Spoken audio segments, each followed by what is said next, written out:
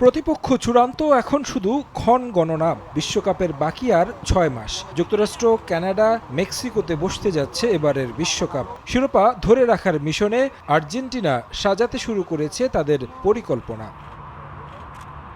বিশ্বকাপের নানা ইস্যুতে এএফএ স্টুডিওতে সাক্ষাৎকার দিয়েছেন কোচ লিওনেল স্ক্যালোনি। প্রতিপক্ষ নিশ্চিত হয়ে যাওয়ায় দলগুলোর জন্য কিছুটা সহজ হয়ে গেছে স্কোয়াড নির্বাচন করা, কোন পজিশনে কাকে রাখা হবে। তবে আর্জেন্টিনা কোচ এই জায়গায় পড়েছেন মধুর সমস্যায়।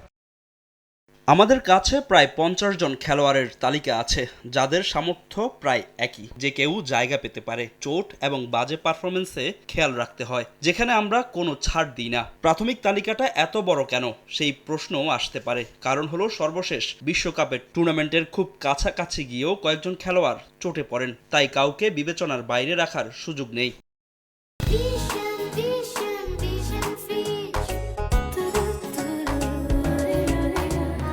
কাতারে সবশেষ 2022 বিশ্বকাপ জিতেছে আর্জেন্টিনা। সেই দলের অনেকে এবারও থাকবেন বিশ্বকাপ দলে। সম্ভাব্য প্রতিপক্ষকে নিয়েও মোটামুটি পরিকল্পনা সাজানো শেষ স্ক্যালোনির।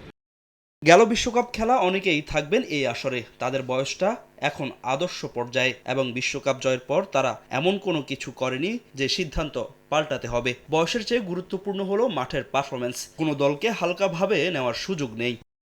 সবশেষ বিশ্বকাপ দল প্রসঙ্গে সবার আগে আসে লিওনেল মেসির নাম। 38 বছর বয়সী কিংবদন্তি আগামী বিশ্বকাপে খেলবেন কিনা তা এখনও চূড়ান্ত নয়, যদিও মেসি এর আগে 2026 বিশ্বকাপে খেলার আগ্রহ প্রকাশ করেছেন।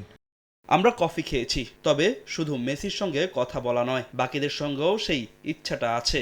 আমরা বিশ্বকাপ থেকে মাত্র 6 মাস দূরে আছি। দলে কি ঘাটতি আছে, কি নেই, সেটা জানিয়ে দেওয়া ভালো। আমরা বিশ্বকাপ নিয়ে কথা বলিনি, দেখা যাক কি হয়। সে বলেছে এখনো সময় আছে, তাই আমাদের চাপ তৈরি করা উচিত নয়। তার সিদ্ধান্ত তার উপরই ছেড়ে দেওয়াই ভালো। যে গ্রুপে আর্জেন্টিনার 3 প্রতিদ্বন্দ্বী আলজেরিয়া, অস্ট্রিয়া ও জর্ডান। তারেক হাসান শিমুল, সময় সংবাদ।